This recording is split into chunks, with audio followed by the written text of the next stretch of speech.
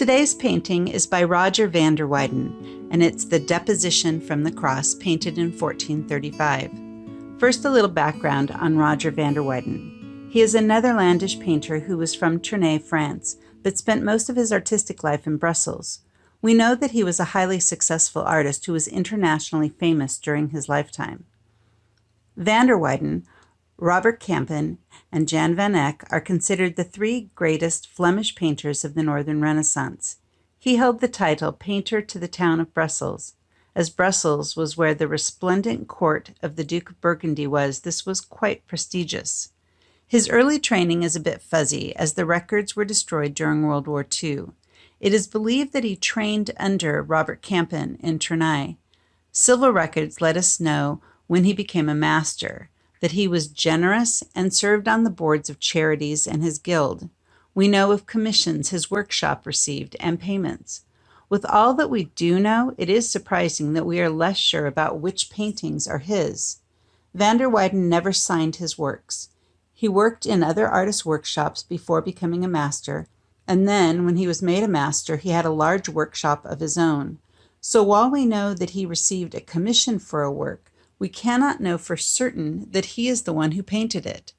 During the 19th century in particular, his works were attributed to others. In recent years, art historians have struggled to piece together his body of work, combing through records, comparing brushstrokes and developments, even analyzing the wood used.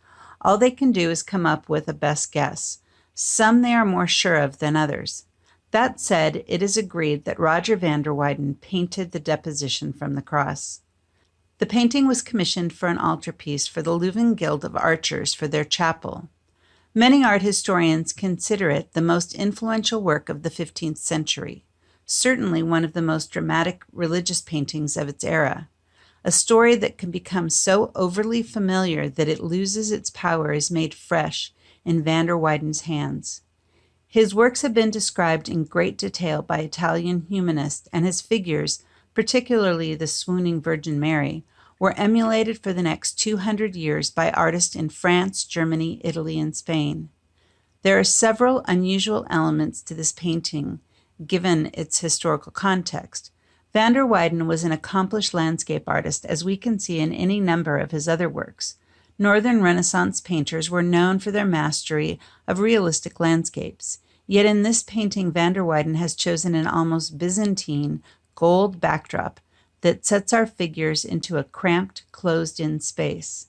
They are in a gilded box whose realness is emphasized in subtle ways.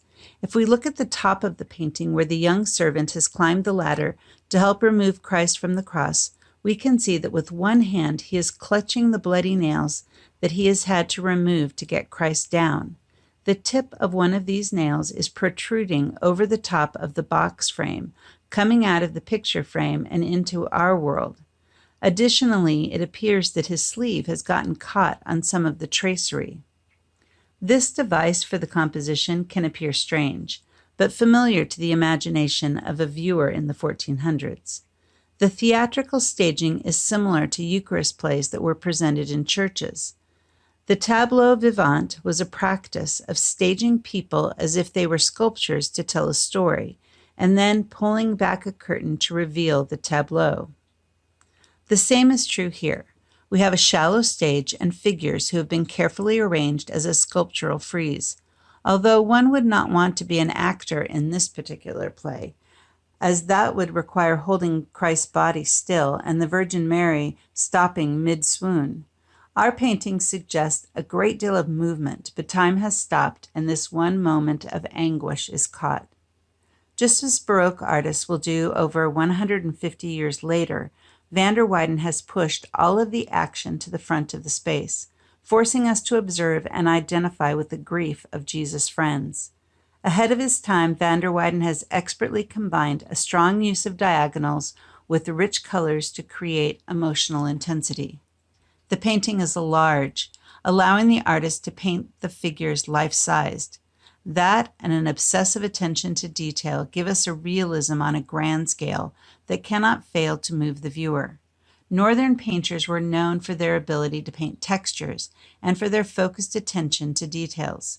In this painting, this is best illustrated in the beautiful brocade coat of Joseph of Arimathea. We feel if we were to reach out and stroke the fabric, we know just how it would feel. Additionally, the gold threads in the fabric appear to reflect the light, adding to the richness and luster of the cloth. One of the most distinctive features of paintings from the North is the folds in fabrics.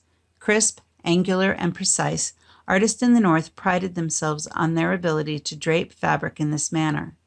As we look at the figure of Mary Cleophas, her white headdress, we can see the sharp, angular folds that are so distinctive of Northern Renaissance works. These folds have been compared to origami, or paper folding. They are so sharp. Contemporary clothing is also a part of this image, making the crucifixion's message timeless, as Van Der Weyden has lifted it out of its historical context and placed it in his own. The colors of the North are generally bright, pure, and deep, but in this work that is taken to the extreme. In particular, the vibrant blue in the Virgin Mary's gown is 2 layers of pure lapis, one of the most expensive pigments an artist could purchase. The amount of gold needed to cover the background on a large altarpiece was also a lavish expenditure. It's been suggested, as this painting was done fairly early in Van Der Weyden's career, that he was attempting to create a masterpiece, one that would assure his place in Flemish art and bring him attention and commissions internationally. That is one reason for the unique setting, that he was able to paint what was in essence a grand-scale sculpture. Additionally, the extravagant use of expensive pigments made the work even more appealing and prestigious. There are 10 figures in this work, unevenly divided between the left and the right, and yet the composition feels quite balanced. Van Der Weyden achieved this by using solid colors on the figures on the left and balancing their larger number with the elaborate coat of Joseph of Arimathea and the multicolored gown of Mary Magdalene. Additionally, the entire composition has brackets, as it were, created by the curving bodies of the Apostle John and Mary Magdalene. They serve to frame the figures, making the group a tighter, more intimate gathering. In essence, this work is a study in grief. The holy mourners have gathered, united in their sorrow, but each with their own individual expression. Van Der Weyden is a master at expressing these intense human emotions, but without losing control and crossing the line into melodrama. One way he has united our mourners in their sorrow is in the use of tears. One description of these tears is pearls of pain, an apt choice of words. If we focus in on the Apostle John's face, for instance, we can see how adept Van Der Weyden has been at capturing his grave yet controlled anguish. The expression, reddened eyes, and silently flowing tears tell us all. One tear is nearly to his mouth. We can all but taste the salt. John tenderly reaches down to catch the falling Virgin Mary, and as we see her hand dropping, we note John's feet are bare, and there's a skull. The bare feet are to remind us that this is holy ground. Christ's blood has been shed, and the site of the crucifixion, while gruesome, is also the sacred place of our redemption. The skull has its own story. Generally in art, particularly Catholic art, skulls are memento mori, or a remembrance of death or mortality. If you recall in our Simonette painting, there was a skull on the ground to foreshadow Christ's coming death. However, a skull at the crucifixion is meant to symbolize Adam. There was a belief that Christ was crucified on Adam's grave, and the skull in crucifixion art is to remind us that the sin of the first Adam has been healed by the death of the second Adam, or Christ. In Romans 5, we read, "Just as through the disobedience of the one man, Adam, the many were made sinners, so also through the obedience of the one man, Christ, the many will be made righteous." If that isn't clear enough, Paul reiterates the idea in 1 Corinthians 15:22, saying, "As in Adam all die, so in Christ all will be made alive." And so the iconography of the skull is a recurring theme in the art of the crucifixion. Above the Apostle John are 2 more Marys who have ministered to Jesus over the course of his ministry. Their expressions of mourning are clear, their presence as much to support Christ as the Virgin Mary. Mary Salome in the green gown is gazing down at the Virgin and offering a hand of support. As we move through to the other side of the painting, we come to Nicodemus. Nicodemus takes on the weight of Christ's body, his sorrow clear on his face. His gaze travels through Christ and settles on his pierced feet. Nicodemus's red clothing provides a slash of red through the center of the work, making its own backdrop of Christ's body. There is a young man up the ladder, presumably a servant of either Nicodemus or Joseph. He has just removed the nails from Christ's hands, a gruesome task, so that the body can be removed. He too helps to support Christ's body as it is lowered. Joseph of Arimathea stands next, in his elaborate robe and face filled with despair. He cradles Christ's feet. His face is almost portrait-like, as if a friend had posed to play this part. Looking at this man's face, we see a real person, distraught over a personal loss. By contrast, Mary Magdalene, Mary Salome, and the Virgin Mary are less real individual women. They're more idealized variations on the same model. Behind Joseph is, we believe, another servant holding the spices that will be used to embalm Christ's body. We are told this about Joseph in the book of John. Later, Joseph of Arimathea asked Pilate for the body of Jesus. Now Joseph was a disciple of Jesus, but secretly, because he feared the Jewish leaders. With Pilate's permission, he came and took the body away. He was accompanied by Nicodemus, the man who earlier had visited Jesus at night.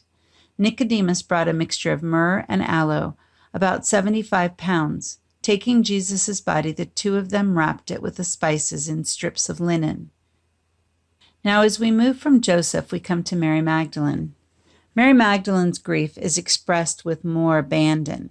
She has been frozen in time in a contortion of pain, hands and arms raised awkwardly, body twisted and head bowed as she stares at Christ's pierced feet. Her pain is palpably real.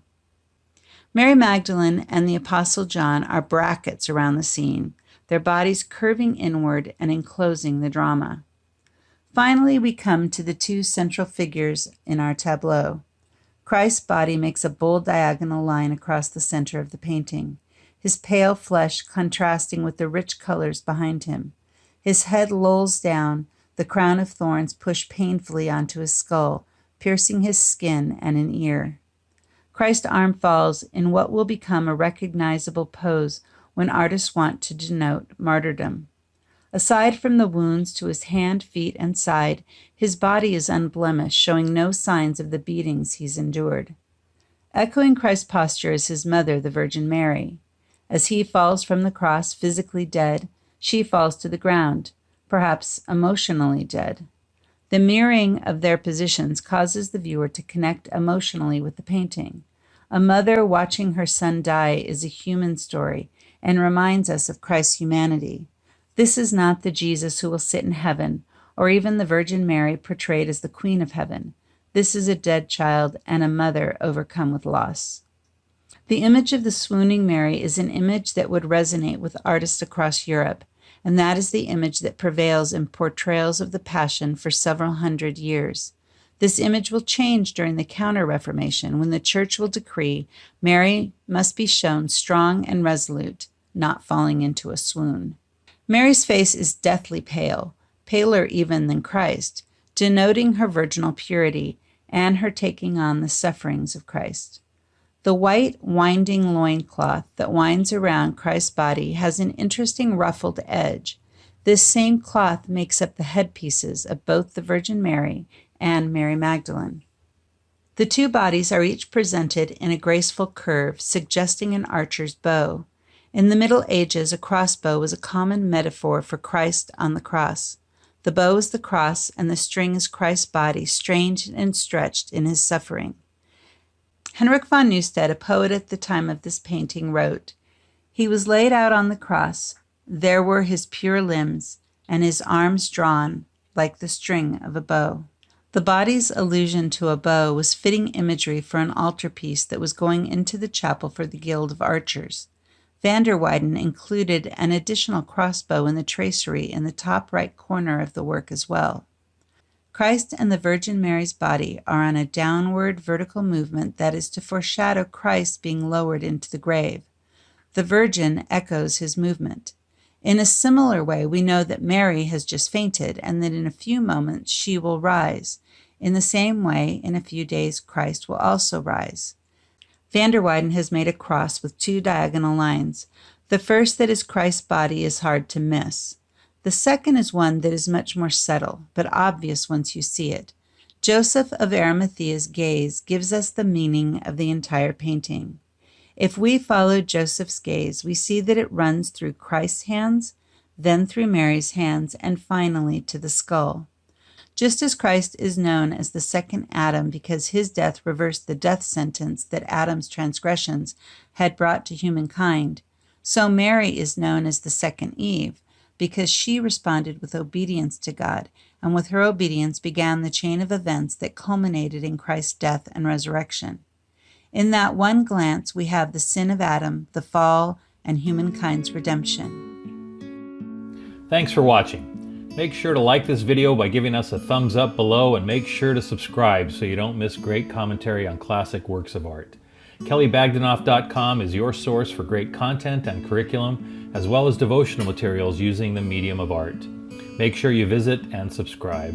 Pablo Picasso said, "Art washes from the soul the dust of everyday life." So take a moment to share this video because art is too important not to share.